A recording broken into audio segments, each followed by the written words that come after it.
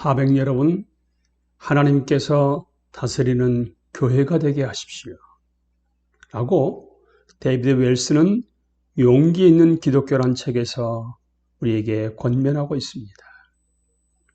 진정한 교회는 그 생각의 중심에 하나님이 계시고 그 선포하는 메시지와 삶이 하나님을 영원하게 하는 교회다.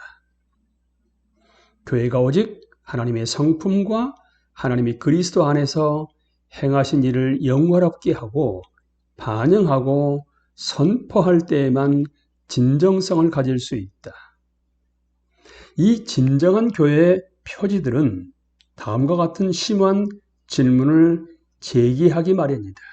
우리는 스스로를 우리에게 계시하신 하나님과 우리를 위해 선물로 주어진 그리스도와 단지 심리적인 존재가 아니라 하나님의 백성으로 이 세상에 사는 우리 자신에 대해 얼마나 깊이 생각하고 있는가. 이런 시험들은 우리를 하나님의 가장 깊은 곳으로 인도하고 교회의 가장 깊은 본질을 반성하게 해준다. 교회는 누가 세우는가? 오늘날 미국 혹은 한국의 복음주의 교회가 이런 진정성 시험을 제대로 통과하지 못했음을 우리가 발견했다고 가정해보자. 그럴 경우에는 어떻게 하겠는가? 예배에 대해 새롭게 생각해 보겠는가? 주일학교 교육과정을 개정하겠는가? 교회가 스스로를 제고하고 재편할 수 있는 더 혁신적인 방법이 있는지 물어보겠는가? 우리가 이런 식으로 하나님 앞에 나올 때 배우게 되는 가장 중요한 교훈은 교회는 어디까지나 하나님의 것이고 하나님이 교회를 세운다는 것이다. 사실 예수께서 친히 그렇게 말씀하셨다. 바로 베드로의 고백이란 반석 위에 내가 내 교회를 세우리니 음부의 권세가 이기지 못하리라고 예수 그리스도께서 말씀하신 것이다. 신약 성경은 이 작업을 묘사할 때 여러 은유를 사용했지만 가장 자주 등장하는 것은 건물 짓기와 성장의 비유다. 그리고 그 핵심은 이것이 하나님의 일이라는 데 있다. 교회를 지도하고 가르치고 목양하고 조직하는 일이 필요하지만 그것을 세우고 기르는 일은 오직 하나님 한 분의 몫이다. 다시 한번요. 그것을 세우고 기르는 일은 오직 하나님 한 분의 몫이다. 이것이 고린도전서 3장 1절에서 15절에서 바울이 말하고 하는 요점이다. 교회가 무엇이며 교회는 어떻게 세워지는 것인가? 교회의 사역은 무엇이며 우리는 어떻게 그것을 감당하게 되어 있는가? 우리가 교회를 어떻게 생각하는 것이냐에 따라서 교회 성장에 대한 우리의 생각도 달라진다. 교회 성장에 대한 우리의 생각은 또한 사역의 본질에 대한 생각을 좌우한다. 바울이 이런 의문을 제기하지 않을 수 없었던 것은 고린도 교회의 많은 교인들이 교회 생활을 잘못 영위하고 있었기 때문이다. 그들은 지식과 행실에 있어서는 결코 영적이지 않았다. 바울이 그들을 신령한 자들로 대할 수 없었던 이유는 그들이 교회를 자기들의 타락한 관점에서 보고 있었기 때문이다.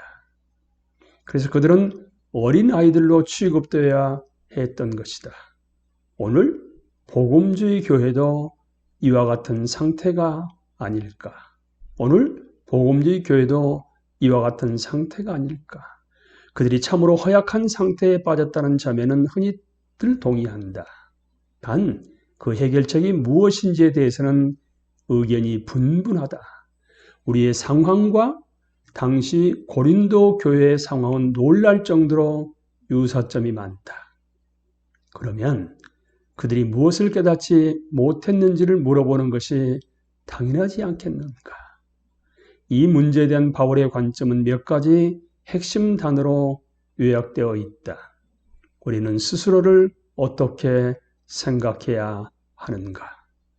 해답은 하나님의 동력자들로 생각해야 한다는 것. 어떻게 해요? 하나님의 동력자들로 생각해야 한다는 것. 교회는 어떻게 생각해야 하는가? 그것은 또한 하나님의 밭이요, 하나님의 집입니다.